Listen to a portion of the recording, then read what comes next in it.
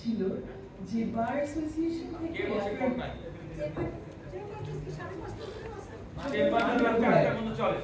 চলে আপনার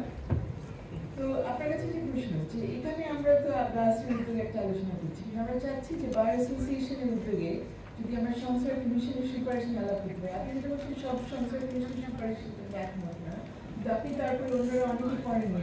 আপনি অন্য কারণে করেছেন এটলিস্ট আমরা যদি ডিবেটটা করতে পারি আপনি এখানে অনেকগুলো সুপারিশ নিয়েছেন কিছু অলরেডি ওনাদের ওখানে বলা আছে যেমন আপনি বলেছেন আবার কিছু আপনি নতুনও বলেছেন কিন্তু আমরা যদি আলোচনা করার সুযোগ পাই তাহলে এটলিস্ট এখানে আমাদের মধ্যে একটা কনসেনসাস তৈরি হবে শুধু রাজনৈতিক কনসেনসাস না আমরা প্রত্যাশীয় কনসেনসাস চাই এবং আমরা আশা করবো যে আমরা কয়েকটা ব্যাপার নিয়ে একটু এগিয়ে যেতে পারবো without waiting for anything else তো আশা করছি এই কমিটমেন্ট আপনার কাছে পাবো অনেক ধন্যবাদ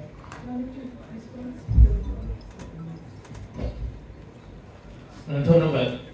কাজল ভাই আমাদের সংস্কার কমিশনের সাথেও মিটিং করেছেন এবং ওনার ইনপুট আমরা পেয়েছি তো মানে যে essence of his story telling এবং ওনার স্পিচের যে এসেন্স ছিল সেটা হলো যে কার্যকর সংস্কার করার জন্য খুব আপনার ইন্টেলেকচুয়াল এক্সারসাইজের দরকার নেই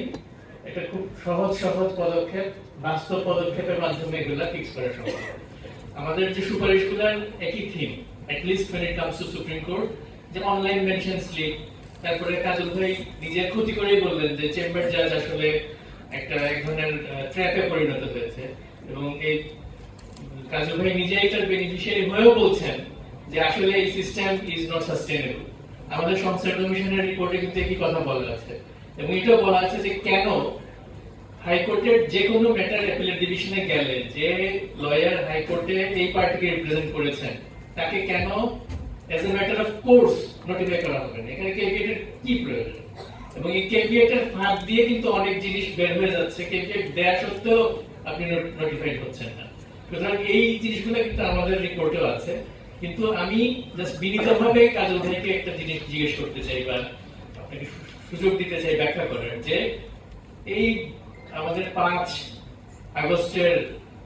গণ অভ্যুত্থান বলেন বিপ্লব বলেন এর পরে 8 মাস পার হয়ে গেছে আমাদের বিচার বিভাগে একটা বিশাল তোলপাড়ের মাধ্যমে আমরা এই মানে অভ্যুত্থান পরবর্তী মুভমেন্ট দেখতে পেয়েছি এই যে ছোট ছোট বাস্তব পদক্ষেপ এগুলো কেন মানে এখনো নেওয়া হচ্ছে না এবং আমরা কেন আমাদের সুপ্রিম কোর্টের প্রধান বিচারপতি থেকে শুরু করে অ্যাডমিনিস্ট্রেশনকে এইসব ছোটখাটো বিষয় ফিক্স করতে কেন বাধ্য করতে পারছি না এখন বিজয় 71 ভবনের লিফটের সমস্যার সমাধান করতে পারে প্রত্যেকদিন সিলাইসিস এটা যুদ্ধ সামান্য আমি কমপক্ষে 5 বার মাননীয় প্রধান বিচারপতিকে বলছি কমপক্ষে 3 বার মাননীয় প্রধান রিপোর্ট বলছি আমি গত পরশু দিনে মাননীয় প্রধান বিচারপতির কাছে বলেছি যে বিল্ডিং এ মানুষের ঢোকার ক্ষেত্রে কি সমস্যা এবং ওনারা বলছে যে কোর্টগুলো রিঅর্গানাইজ করার জন্য একটা কমিটি করে দিয়েছেন দুজন বিচারপতি একজন বিচারপতির অসুবিধা ছিল ওনারা বলছেন আমরা অচিরেই করব অ্যাটলিস্ট যেটা পাচ্ছে না বলে আমার যেটা মনে হচ্ছে সেটা হচ্ছে যে এগুলো কাজ করার ক্ষেত্রে মূলত স্টেক হোল্ডারদের লাগে এই সুপ্রিম কোর্ট আপনি যে কোনো পরিবর্তন যে কোনো সমস্যা যদি করতে চান সবার আগে আপনার এনগেজমেন্ট লাগবে লয়ারদের এটা আপনি যাই বলেন না কেন এটা আজ আমি একটা কথা বলি শোনেন আমাদের জজ সাহেবরা তো অনেকে হয়তো এই কথা শুনলে রাগ করে দেবে ছোটবেলা আমরা এসে লিখছিলাম এত ওয়ার্ডের বেশি হবে না এত ওয়ার্ডের বেশি হবে আমরা শুনি অমুক জজ ভালো অমুক জজ ভালো আপনি বাধ্য করে দেন না ম্যান্ডেটরি করে দেন না একজন জাজের প্রতি সপ্তাহে এত ওয়ার্ডে জাজমেন্ট লিখতে হবে দেখেন সব হয়ে গেছে কেন পারবেন না কেন পারবেন না আপনি বলেন একটা জাজমেন্ট বলছে 6 মাসের মধ্যে সই করতে হবে আপনি বলেন তো আমার ধারণা কমপক্ষে 80% এর মধ্যে আমাদের বিচারপতি থাকতে পারে যারা হয়তো জীবনে এটা ওদের বিচারিক জীবনে 5টা পূর্ণাঙ্গ জাজমেন্ট দেননি তারা শুধুমাত্র এগ্রি করা ছাড়া তা আপনি আপনি কি সমস্যা করবেন আপনি বলেন তো আমার কথাটা হয়তো কেউ ওনাদের কাছে গেলে এই সবাই আমি যে বলছি আমার কথা ডিসপ্রুভ করার মতো কেউ এখানে নেই কিন্তু কেউ বলবেন আমি বলছি কারণ আমি টাইম সাম জানে ওই কমিশনে গিয়ে ওই কথা বলে আসছে। আপনি একজন বিচারপতি বিচার করবে, মানুষের ন্যায় বিচার করবে, দেশের সর্বোচ্চ আদালত আইন ইন্টারপ্রেট করবে, আপনি প্রত্যেকদিন মিসলেনিয়াস কাজী ম্যানেজিং কমিটি কার বউ চলে গেল কার এগুলো নিয়ে প্রত্যেকদিন বিচার করছেন। তা আপনি সংবিধান আইন এগুলো বিচার করবেন কখন ভাই? আপনি বলেন কনস্টিটিউশনাল কোর্টে কনস্টিটিউশনাল ইস্যু বাদ দিয়ে এমন মিসলেনিয়াস ইস্যু নিয়ে প্রত্যেকদিন আলোচনা করে, এমন ইস্যু নিয়ে আমরা প্রতিদিন যাই যে সেখানে সাবস্ট্যান্টিভ কোনো কাজের কোনো কাজ কথা বলতে না। আচ্ছা বলেন তো, এই আপনি খেয়াল করে দেখবেন কজ লিস্টের মধ্যে প্রতি বুধবার এবং বৃহস্পতিবার অনেকগুলো বেঞ্চকে সুনির্দিষ্ট করে দিচ্ছে আপনি হিয়ারিং করবেন। আমরা যখন প্রথমে আসছি কোন একটা কোর্টে, হ্যাঁ মামলা কম ছিল, এগুলো সত্যি, একদিনের বেশি দ্বিতীয় দিন মোশন কোন বেঞ্চে যদি রোল করেছে,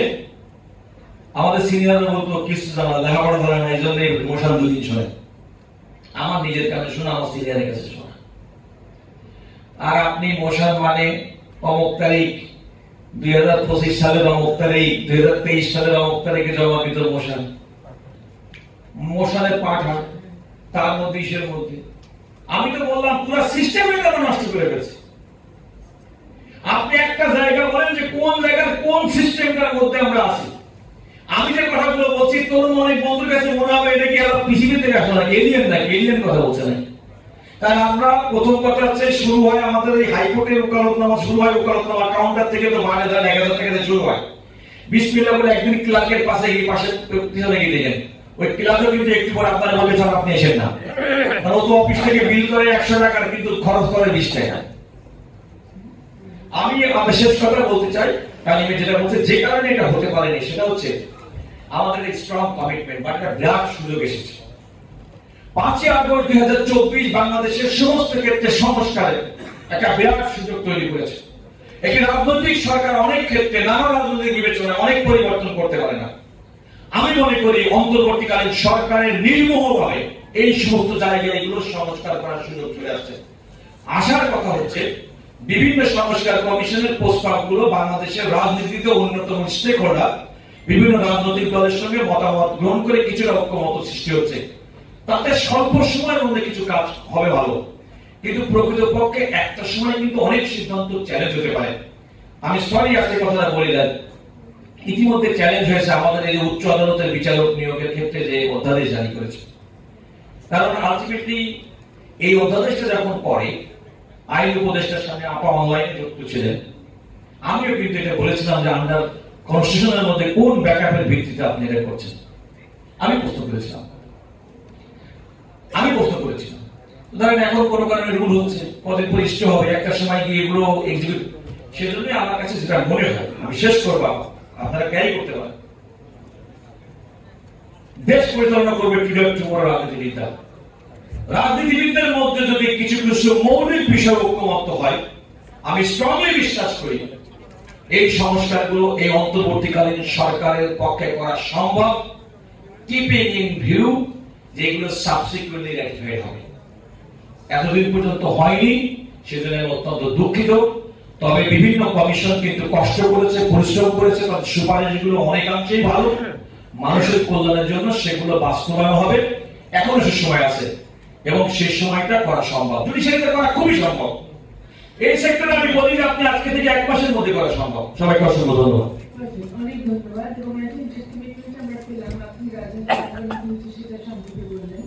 আমরা এখানেও চাচ্ছি যে পেশাজীবীদের মধ্যে আমাদের কনসেনসাস তৈরি করা খুবই দরকার, নাহলে আমরাই সবচেয়ে বড় বাধা হয়ে দাঁড়াবো পরে, যেটা আমরা আগে দেখেছি যে আইনজীবীরা বাধা দিয়েছি বিভিন্ন ধরনের